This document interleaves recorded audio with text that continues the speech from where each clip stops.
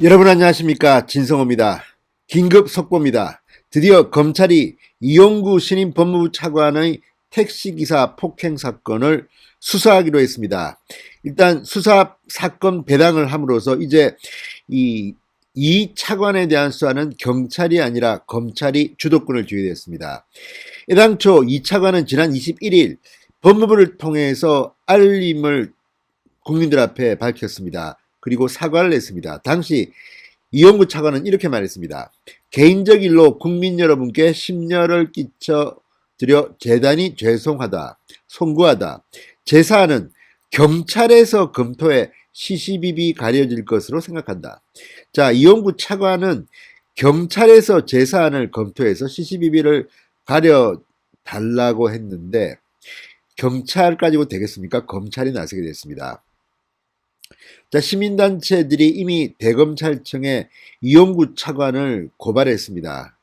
자, 대검은 신속하게 이 사건을 이 서초동을 관할하는 서울중앙지검에 수사를 배당했습니다. 자, 이제 검찰이 나설 차례입니다. 대개 이런 폭행 사건, 택시기사 폭행 사건은 검찰이 수사를 하더라도 경찰에 맡겨서 그 수사 결과를 보고 수사를 지휘해오는 게 관행이었지만 이번은 좀 다릅니다. 중앙지검이 직접 나설 것으로 봅니다. 왜냐하면 서쪽 경찰서도 지금 이 고발을 당했기 때문입니다. 직무유기로. 자, 그리고 이 과정에서 충격적인 사실들이 하나둘 드러나고 있습니다. 그건 택시에 있던 블랙박스, 그리고 처음 이용구 차관, 당시는 변호사 신분이었습니다. 당시 이용구 변호사를 수사했던 서초 파출소 이야기입니다.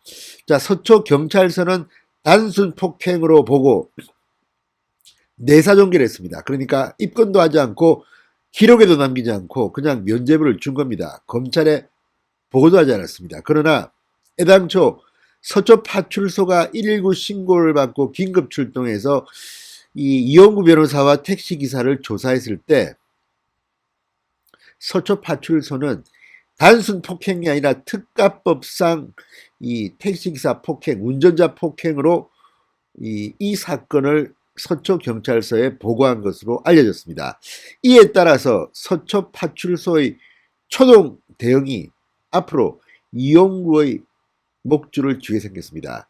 지금 택시 블랙박스를 서초경찰서는 초반에 확보하지 못했습니다. 또한 택시기사, 피해자인 택시기사는 조사를 했습니다. 직접 조사를 했지만 이용구 변호사는 그냥 임의동행을 거부하고 집에 가버렸습니다.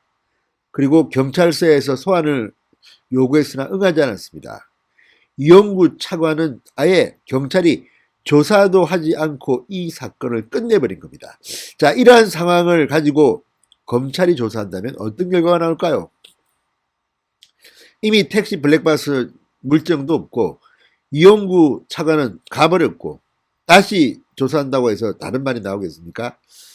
여기에서 중요한 게 바로 초동수사 결과입니다. 서초 파출소의 결과입니다. 자, 이용구 차관 겁이 좀 날 겁니다. 변호사이기 때문에 이 사안의 중요성을 알 겁니다. 지금 서초 경찰서는 뒤늦게 TF팀을 만들어서 이 운전 중이냐 정차 중이냐 이 판례를 뒤지고 난리가 났지만 최근 판례는 광주지법의 판례입니다.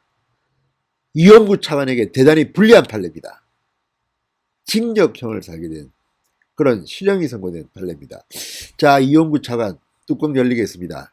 진성호의 융단 폭격 시작합니다. 이용구 법무부 차관을 융단 폭격합니다. 방송에 앞서 아직 진성호 방송의 구독자가 아니신 분들은 붉은색 구독 버튼 눌러주십시오. 더 좋은 방송으로 보답하겠습니다. 자, 검찰이 굉장히 신속하게 이 사건을 배당했습니다. 그만큼 지금 사회적으로 이 사건은 어마어마한 주목을 받고 있습니다. 그동안 서울중앙지검 이성윤 지검장 때문에 사기가 땅에 떨어졌고 지금 이성윤은 거의 이 차장들로부터도 사퇴하시오, 동반 사퇴합시다 이런 말을 듣고 있고 부부장 검사 평검사들이 이성윤을 매도하는 이런 집단 행동을 시도하기도 했습니다. 그런 만큼 이성윤으로 떨어진 사기를 이용구 차관을 제대로 조사해서 올릴 기회가 왔습니다. 자, 이용구 법무부 차관의 택시기사 폭행사건 재수사 서울중앙지검에 배당됐습니다. 대검찰청은 폭행 발생 장소가 서초동인 점을 고려해 해당 관할 검찰청인 서울중앙지검으로 사건을 보냈다고 밝혔습니다. 굉장히 빨리 사건을 배당했습니다.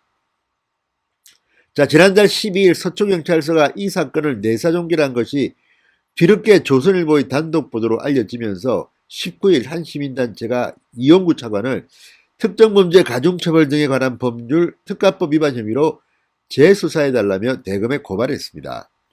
자, 서울중앙지검은 조만간 이차관 사건을 수사부서에 배당합니다. 검찰은 보통 택시기사와 승객 간의 폭행이 일어난 사건의 경우 경찰에게 수사를 시킨 뒤 그 다음에 검찰이 지휘하지만 이번 사건은 좀 다릅니다. 서초경찰서 측도 직무유기로 고발되어 있습니다. 그래서 직접 수사할 것으로 관측됩니다. 자, 이용구 차관은 변호사 신분이던 지난달 6일 서초구의 한 아파트에서 술이 취해 택시기사의 멱살을 잡은 혐의를 받습니다. 택시 안에서 잠든 자신을 깨웠다는 이유로 욕설과 폭행을 했다고 합니다. 이게 말이 됩니까? 자, 이후 택시기사는 112 신고를 했고 경찰은 이창한 신분을 확인한 뒤 조사하기로 했습니다. 그러나 택시기사는 처벌을 원치 않는다고 밝히자 경찰이 이 사건을 내사종결 처리했습니다. 포인트는 이 사건이 운행 중에 일어났느냐 정차 중에 일어났느냐는 그겁니다. 서초경찰서는 정차 중이라고 보고 단순 폭행으로 처리했습니다. 이게 지금 대다수의 법조계 인사들이 반발하고 있습니다. 무슨 소리냐? 자, 이 과정에서 새로운 사실들이 속속 드러나고 있습니다. 무엇보다도 이용구 차관의 이 특가법 적용을 했어야 하는데 하지 않았던 서초경찰서가 여러 가지 미스를 했던 정황들이 속속 드러나고 있기 때문입니다. 뒤늦게 지금 서초경찰서는 이 태스크포스를 만들었다고 합니다. 그래서 지금 이 운전자 폭행 관련 판례 검토에 들어갔다고 하는데 이게 뭐 의미 있습니까? 그리고 앞으로 서초경찰서가 이 차관과 관련해서 어떠한 조치를 내놓더라도 국민들이 믿겠습니까? 이미 서초경찰서는 피해자 신분으로 전환될 수밖에 없습니다. 직접 수사한다는 것은 말도 안 되는 어불성설입니다. 자, 경찰 측은 현재 이 2008년 대법원, 2019년 광주지법 등의 여러 판례를 들어보지만 2008년 대법원 판례는 별 의미가 없는 게 2015년 이 특가법이 개정되기 이전입니다. 반면 2019년은 최근입니다. 광주지법의 지난해 판례는 아파트 앞에서 택시가 정차되어 있을 때 택시기사를 폭행한 50대 승객이 집행유예를 선고받은 판례입니다. 실형을 선고받은 겁니다. 징역의 집행유예. 자, 그래서 지금 이용구 차관은 상당히 콘에 몰리고 있습니다. 무엇보다도 초동수사했을 때의 물증이 별로 남아있지 않다는 겁니다. 자, 지금 경찰에 따르면 이 차관은 지난 6일 밤 택시기사의 신고를 받고 출동한 경찰에게 자신의 신원을 밝히면서 나중에 경찰서로 가겠다고 말했다고 합니다. 자, 임의동행을 요구했지만 이 차관이 거절하면 법적으로 어떻게 강제할 수가 없다고 합니다.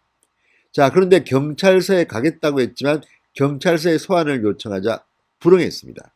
그런데도 경찰은 이 차관을 직접 조사하지 않고 이 사건을 마무리했습니다. 그 과정에서 어마어마한 권력의 뒷배가 봐준 게 아니냐 이런 의혹이 지금 나오고 있습니다. 자, 또 하나 서초파출소의 입장입니다. 택시기사를 조사하는 과정에서 경찰은 블랙박스 확보에 실패했습니다. 자, 서초파출소는 당시 특가법을 적용해서 서초경찰서에 보고했다고 합니다. 일반적으로 서초경찰서가 그동안 이 수사한 이런 특가법 90%가 정차 중에 일어났던 일입니다. 운행 중에 택시기사를 폭행하는 게 가당키나 합니까? 자기가 죽을지도 모르는데 사고 나서. 그러니까 이 부분은 애초부터 서초파출소가 특가법을 적용해서 보고를 했는데 서초경찰서가 무슨 일인지 누구한테 위선해서 어떤 지시를 받았는지는 모르지만 특가법을 적용하지 않고 단순 폭행으로 이 차관에게 면죄부를 준 겁니다. 이러한 사실이 드러났습니다. 중앙일보 취재 결과. 자, 윗선이 누군지 이런 것은 아직 베일에 가여 있습니다. 압력을 가했는지도 모르지만 지금 많은 언론들은 의심하고 있습니다. 위선의 지시가 없고서야 어떻게 이렇게 할 수가 있냐는 겁니까? 서초 파출소는 특가법 적용을 이야기했는데 경찰서에서 이렇게 뒤바뀌어 버렸다는 겁니다. 만약 서초 경찰서가 서초 파출소의 적용법대로 준수했다면 택시기사의 처벌 불원 요구가 있다 하더라도 이용구 차관은 입건될 상황이었습니다. 자, 이제 대검이 서울중앙지검에 이 사건을 배당해서 사건 수사가 착수했습니다. 이용구 차관의 운명은 어떻게 될까요? 그리 좋을 것 같지는 않습니다. 지금 이용구 차관 신임 법무부 장관 물망에도 올랐는데 이번에 완전히 물 건너갔습니다. 진성호의 융단 폭격이었습니다. 여러분 감사합니다.